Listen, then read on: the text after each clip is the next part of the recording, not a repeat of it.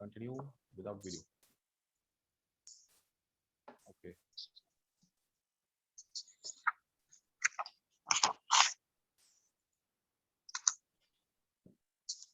Okay, fine. So today we are going to start with a new chapter, this capacity plan.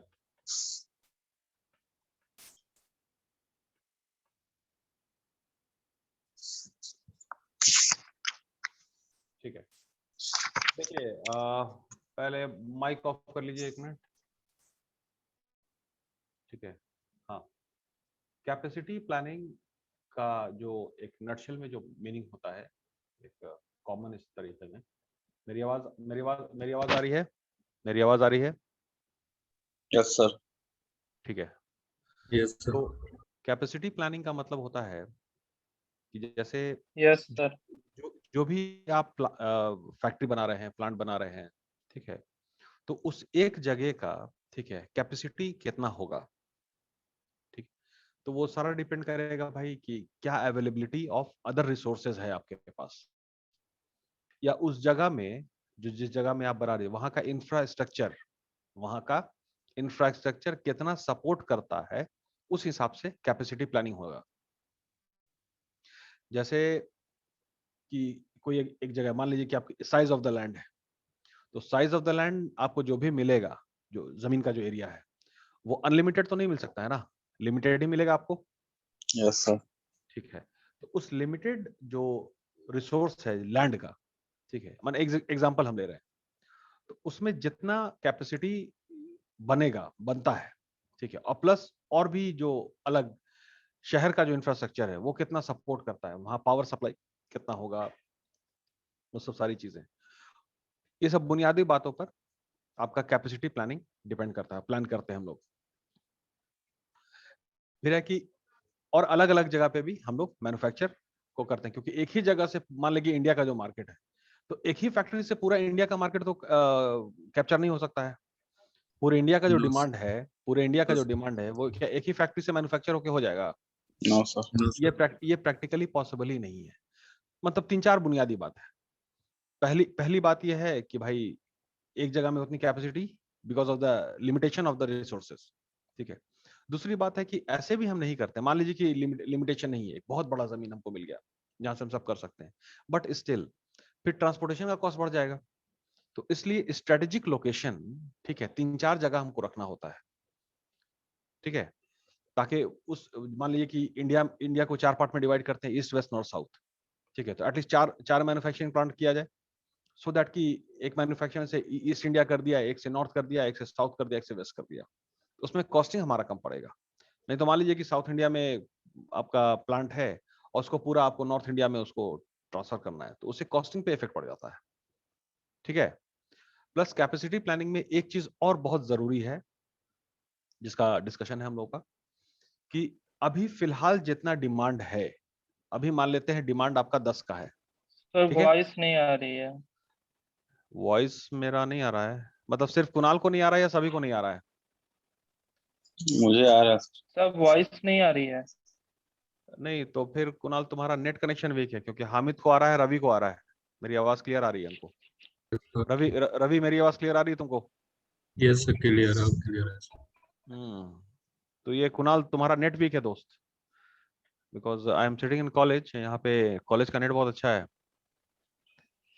खैर class recording करके फिर upload कर देंगे, तो उसे देख लीजिएगा आप। हाँ, क्या बोल रहे थे हम? सॉरी मिस हो गया। What I was saying, capacity planning. हाँ, यस जैसे कैपेसिटी प्लानिंग में तो प्लान हम लोग अभी करते हैं कल के लिए, सिंपल प्लान का मतलब यही होता है। Yes sir.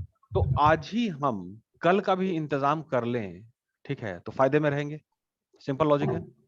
अच्छा, तो अब जो भी आपको अवेलेबल रिसोर्सेज आपको मिला है, उसमें कल की भी तैयारी अगर कर ले, कल का भी प्रावधान कर ले, कल की भी गुंजाइश कर ले, ठीक है, तो हम आगे जब फ्यूचर में वो चैलेंज आएगा तो हम उसको मीट कर सकेंगे। तो दैट इज की अभी मान लेते हैं कि जो मार्केट है उसका डिमांड 10 है, तो 10 के हिसाब से हम मैन्युफैक्चरिंग बनाएंगे, ठीक है।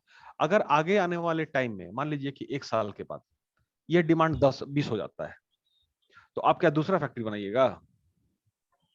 ये No, तो sir. बहुत महंगा पड़ जाएगा। तो इसी जगह में आप फ्यूचर को देख करके भी ऐसा इंतजाम रखिए कि जब ज्यादा प्रोडक्शन की गुंजाइश हो, जरूरत पड़े, तो हमारे पास गुंजाइश रहे कि हम उसको बढ़ा सके। तो इस तरह से, तो अभी उससे पहले हम लोगों ने लेआउट को पढ़ा था, फैसिलिटी लेआउट। तो फैसिलिटी लेआउट का मतलब हो गया अरेंजमेंट ऑफ इक्विपमेंट, लेआउट मतलब नक्शा एंड ऑल।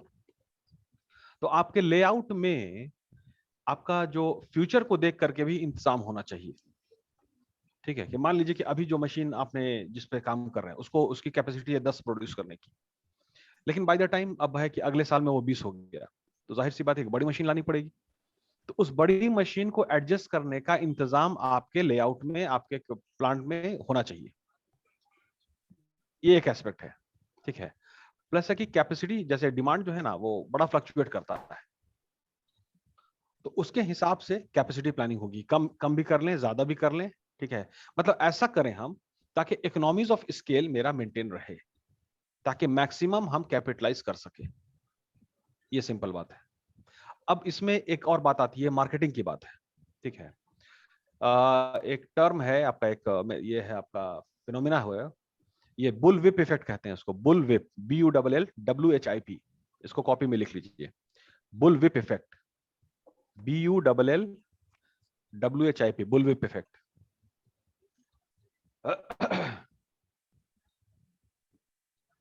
अब इसमें बुल विप इफेक्ट में क्या होता है, इसको एकदम बहुत सिंप्लीफाइड करके समझने की कोशिश करते हैं हम लोग। जैसे मान लेते हैं कि रवि की एक दुकान है। ठीक है, वो जीन्स बेचने का उसका काम है। ठीक है, जीन्स बेचता है उसमें। तो अब है कि वो वहां पे बोरिंग रोड में अपना सीमेज कॉलेज के पास में उसकी शॉप है। अज्यूम करते हैं, हाइपोथेटिकल केस है। अब 10 बच्चों ने बोला कि हमको एक एक जीन्स चाहिए। वॉइस स्लो आ रहा है सर। ठीक है, ठीक है, अभी आ रही है clear? Yes sir. Okay, hypothetical case है, रवि का एक शॉप है, सीमेज कॉलेज अपना बोरिंग रोड में, वहीं पे दुकान है उसकी जीन्स बेचने का, सिर्फ जीन्स।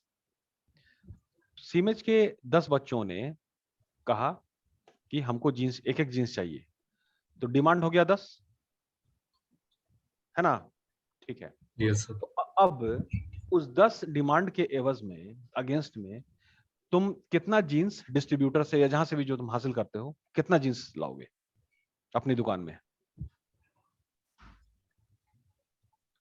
10 डिमांड के अगेंस्ट में कितना जीन्स तुम लाओगे अपने यहाँ बेचने के लिए?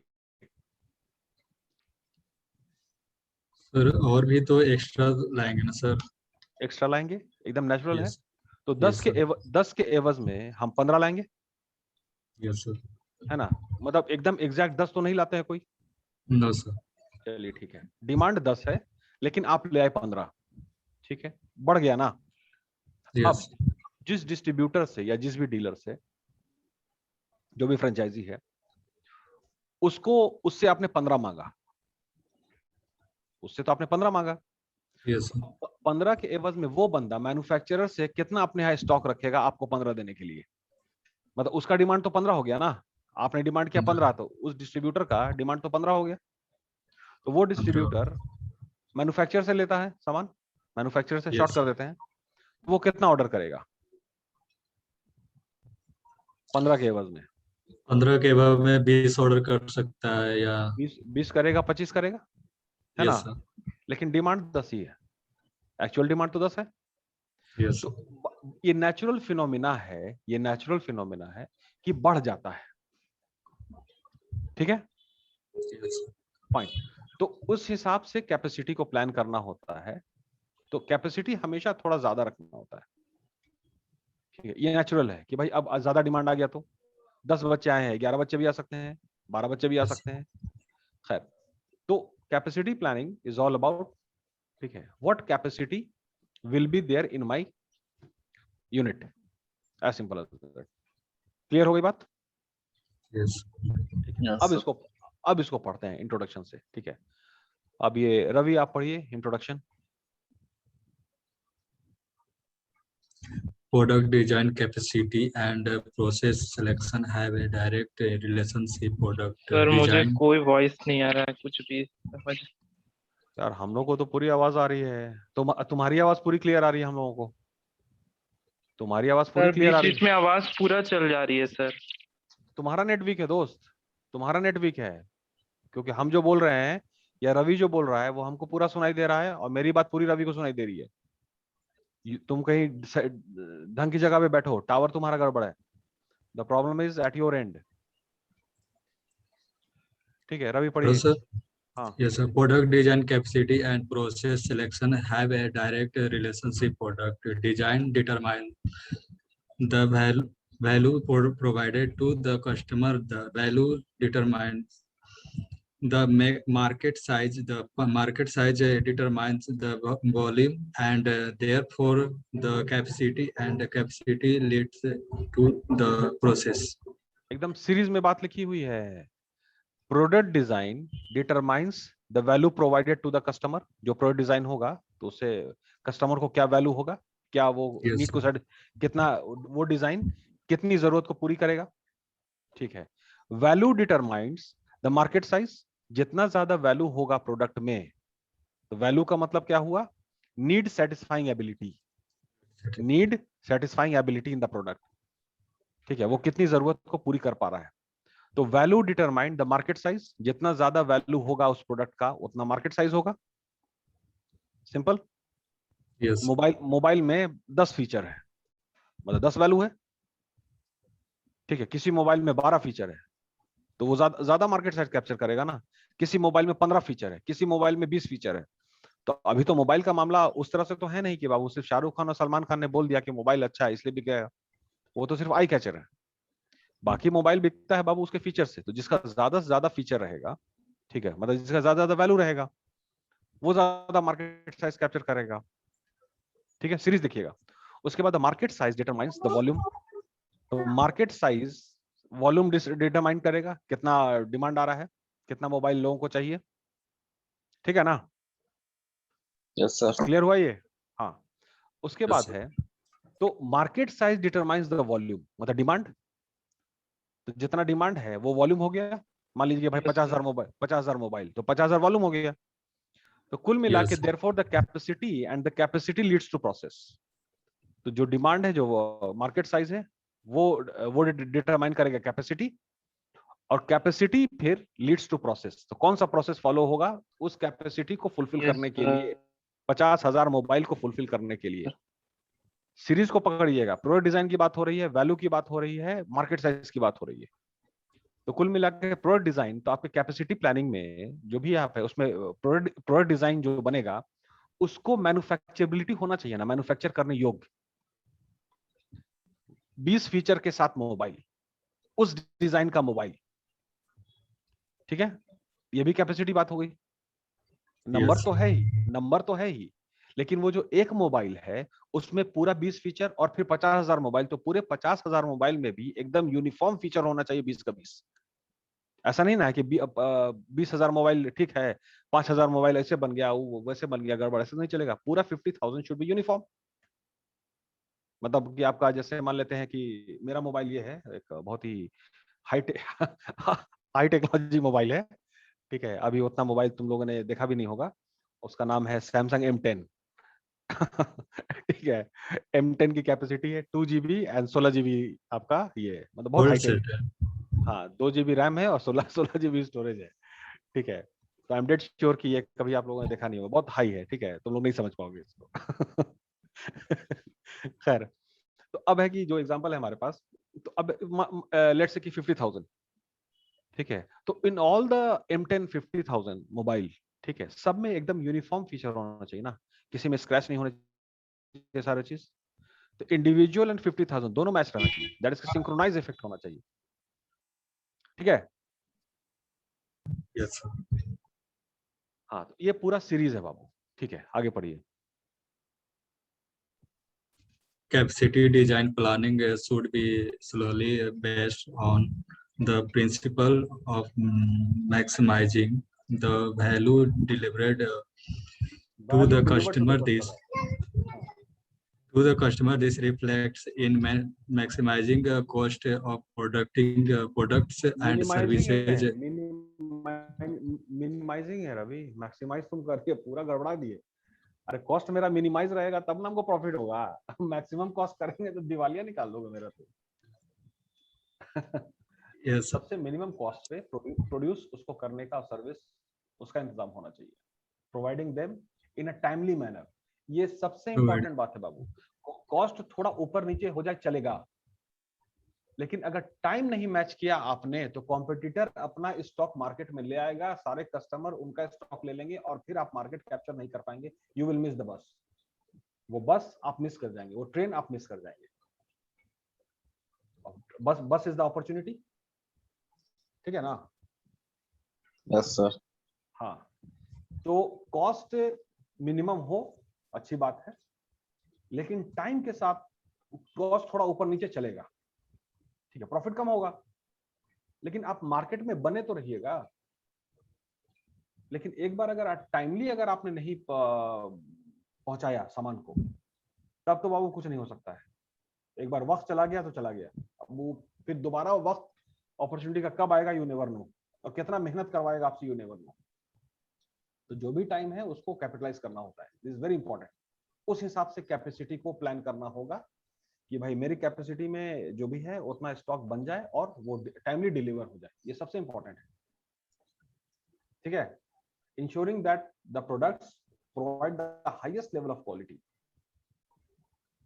तो हाईएस्ट लेवल ऑफ क्वालिटी तो चाहिए एंड टाइमली डिलीवरी भी चाहिए, ठीक है। हामिद खान साहब आप पढ़िए अब आप Yes, sir. Capacity planning. Paragraph. Capacity planning is a long-term strategic decision that establish a firm overall level of resources. The decisions are strategic because they often commit the resources of the organization for long periods. For example, Reliance decision to put resources of the organization up an ethylene crackers required an investment of hundred of crore of rupees. Similarly, large investments are required to build a refinery or a caustic soda plant. As these expenditures are usually for fixed assets, they are expensive to sustain and even more expensive to change. Capacity designs affect product lead times, customer responsiveness, operating cost, and firm's ability to compete effectively with its competitor. They also impact the survival of the firm. Too much capacity can result in low return on assets, low morale, damaging layoff, and facility closures, while too little capacity can result in lost sales, high operating cost, and often result in erosion of customer loyalty. अब एक बात को और समझिए, ठीक है, पहले तो हमने कुछ डिस्कशन किया। अब काम सर आपकी वॉइस से स्लो आ रही है सर। ठीक है, अभी ठीक है? Yes sir. अभी ठीक, हाँ। अब एक दूसरा एक पहलू आ रहा है, एक दूसरा एस्पेक्ट आ रहा है कि काम के हिसाब से काम को करेंगे तो ही काम बेहतर होगा बाबू। सिंपल लॉजिक है ना? ठीक है।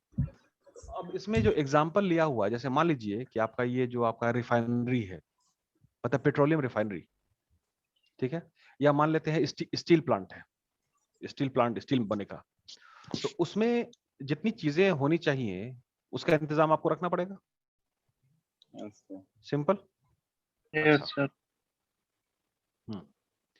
तो उसमें कुछ कुछ जो फैक्ट्रीज है, कुछ कुछ जो काम है, उसमें ज्यादा करके फिक्स्ड एसेट ज्यादा इन्वॉल्व है, या कहिए कैपिटल गुड्स। फिक्स्ड में बिल्डिंग फिक्स है, और उसमें एक बात है, अक्सर हम बोलते एग्जांपल देते हैं, जो आपका जो होता है ना, जो बहुत ब्लास्ट फर्नेस होता है, जो आग जलती रहती है, उसको मेल्ट किया जाता है आयरन ओर को, तो उसको ही बाबू चूल्हा ही बोलते हैं। लोकल लेवल में उसको भी चूल्हा ही बोला जाता है, as per my less knowledge I think. तो अब उसमें जितना बड़ा जो उसका साइज होता है, ठीक है, उसमें जितना टेम्परेचर होना जनरेट करना है, उसकी कैपेसिटी में आप कॉम्प्रोमाइज नहीं कर सकते हैं ना, ठीक है। अगर उसकी कैपेसिटी में कॉम्प्रोमाइज अगर आपने किया तो इसका मतलब है कि काम बेहतर नहीं होगा, वो आयरन और ठीक से मेल्ट नहीं होगा, या जितना रिक्वायर्ड आयरन और मेल्ट नहीं होगा ठीक से, आपका आयरन नहीं निकलेगा, स्टील नहीं निकलेगा, ठीक है। Yes sir. तो कुछ बातें हैं, एक बात तो हमने पहले कहा कि भाई कंपटीशन के हिसाब से कैपेसिटी होगी, आगे फ्यूचर में एक बड़ा कंपटीशन आने वाला है, डिमांड बढ़ जाएगा, तो फिर आपका कैपेसिटी को बढ़ाना पड़ेगा, ये तो एक बात हुई। लेकिन कुछ और एग्जांपल है जिसमें, जैसे मान लीजिए कि आपका ट्रेन लोकोमोटिव्स है, जो ट्रेन बनने का होता है, बॉगी सब, तो एक फिक्स स्टैंडर्ड है बाबू, उसी हिसाब से बनता है, वो छोटा बड़ा करके नहीं होता है, एक फिक्स स्टैंडर्ड है जिसको फॉलो करना होता है। तो उस हिसाब से भी आपको कैपेसिटी प्लान करना होगा, मतलब you can't afford any deviation and all. ठीक है। Yes, sir. Yes. और उसमें अगर यहाँ पे देखिए लास्ट लाइन में लिखा हुआ है, while too little capacity, last line में देखिए, while too little capacity can result in lost sales। अगर आप कैपेसिटी को इस पैराग्राफ में देख रहे हैं ना, second last line, Yes, sir. Yes. Second last line, हाँ, while too little capacity can result in lost sale, high operating cost and often result in the erosion of customer loyalty। अब customer भी loose हो सकता है, as simple as that। और loss तो होगा तो होगा ही, छोटे में अगर आप ऑपरेट करेंगे तो। ठीक, आगे पढ़िए। From the economic point of view, capacity planning is focused on the level of capacity that we provide at each stage of the production or service delivery system. It relates to planning decisions on the total assets employed by the firm. ठीक है, Theoretically, Okay. management should invest in assets up to the point that the marginal efficiency or productivity of capital employed equal the interest rate. This may not be particularly possible in most cases. एकदम साफ सीधा instruction लिखा हुआ है।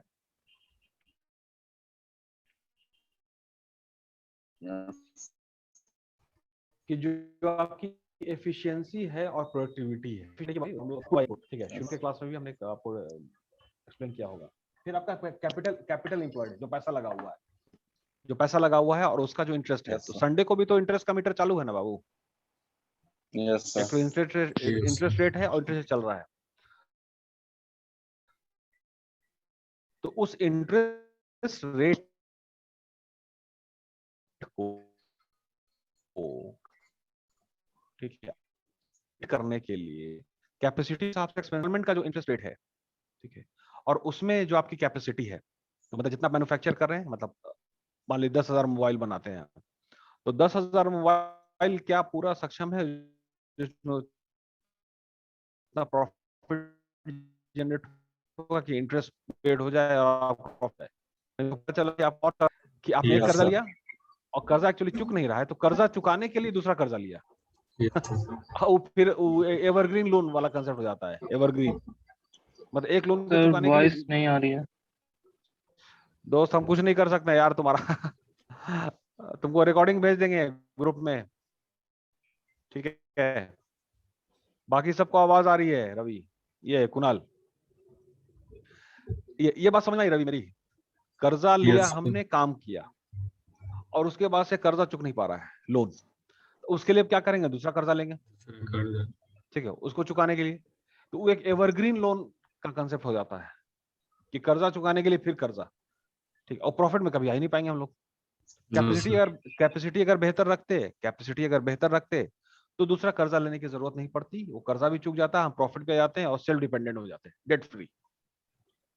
तो capacity जो है वो आपका जितना अप्रोप्रिएट है, ये बिल्कुल उसी तरह का बात हो गया कि जैसे तुम्हारा जो कस्टमाइज का एग्जांपल है, कस्टमाइज प्रोडक्ट का, मतलब कि रवि एंड द टेलर, तो तुम्हारे नाप का शर्ट देगा, तो जो भी कैपेसिटी है, ठीक है, वो तुम्हारा साइज है, Yes, sir. उसी हिसाब का सब चीज होना चाहिए। तो उसी तरह से जो काम है जिस भी इसमें आप डील करने जा रहे हैं, तो एप्रोप्रिएट कैपेसिटी होनी बहुत जरूरी है, नहीं तो फिर आप वो इक्वेशन मीट नहीं कर पाते हैं। ठीक है, आगे पढ़िए। Firstly, this may result in an organization that is of such size that it impinges on legislation on competition. Secondly, the competitive position of the firm and the risk profile may be such that management may not want to grow faster than the growth of its market share. Finally, there may be non-economic objective in respect to the firm that falls short of the optimum size. Whatever the हाँ. reason, management must make strategic decisions, both long and short run, on this factor in order to fix the capacity of the firm. As the business needs an array of various classes of assets in order to operate: equipment, inventory, receivable, etc. The final result of management's decision on the first Final result of management position decision. in the industry.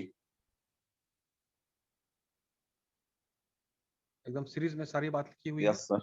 ठीक है कि economic objective होना चाहिए, नहीं तो फिर non economic objective हो जाएगा. ठीक है ना. नॉन इकोनॉमिक का मतलब non Yes, profitable, sir. Economic का मतलब प्रॉफिटेबल. Profitable. ठीक है. तो ये सारी बुनियादी बातें हैं आपका कैपेसिटी प्लानिंग में आपको रखना होता है. Yes, clear sir. है? Yes. फाइन.